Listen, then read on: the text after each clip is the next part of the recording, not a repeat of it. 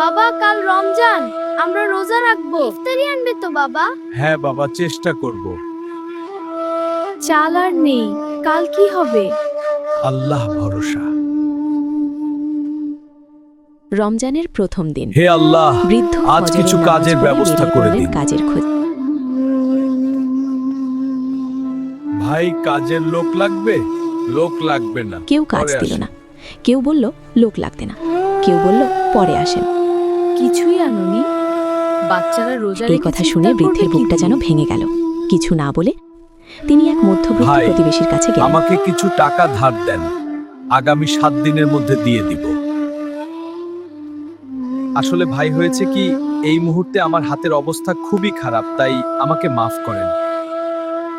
ভাই, আপনি এক কাজ করেন, আমাদের এলাকার ধনী ব্যক্তি আতিক মিয়ার কাছে যান, উনি হয়তো আপনাকে সাহায্য করতে পারেন। বৃদ্ধ শেষ আশায় গেলেন ধনী ব্যক্তি আতিক মিয়ার বাড়ি। সাহেব, আমাকে কিছু টাকা ধার দেন, আগামী 7 দিনের মধ্যে দিয়ে দিব। সাহেব, আমার ফ্যামিলিতে সবাই রোজা রেখেছে, কিন্তু ঘরে ইফতারি করার মতো কিছুই নেই, দয়া করে কিছু টাকা আমাকে ধার দেন। সাহেব, এখন টাকা দেওয়া যাবে না, যাও। রহমত। ঠিক তখনই পাশ চাচা, দিয়ে যাচ্ছিলেন কান্না আরেকজন করিয়েন না, লোক। দূর থেকে আমি সবকিছুই শুনেছি, চলুন আমার সঙ্গে। চিনি, খেজুর, ছোলা, এই যা যা নিন, দরকার সব সব কিনে দিলেন। কিনলাম। বৃদ্ধ আবেগে কাঁদতে আল্লাহ কাঁদতে বললেন, আপনাকে উত্তম আল্লাহ প্রতিদান আপনাকে দিন। উত্তম প্রতিদান দিন। সেই রাতেই আতিক মিয়া এক অদ্ভুত স্বপ্ন দেখলেন। পানি, তিনি এক পানি, মরুভূমিতে ওই যে একটা দাঁড়িয়ে ঘর আছেন। দেখা যাচ্ছে ওখানে। প্রচন্ড যাই। রোদ, তৃষ্ণা, কষ্ট। দূরে এখানে একটি শুধু ভালো শীতল ঘর। ঈমান ও আমলকারীরা যেতে পারবে। তাহলে ছলিম মিয়া এমন কি ভালো আমল করেছেন?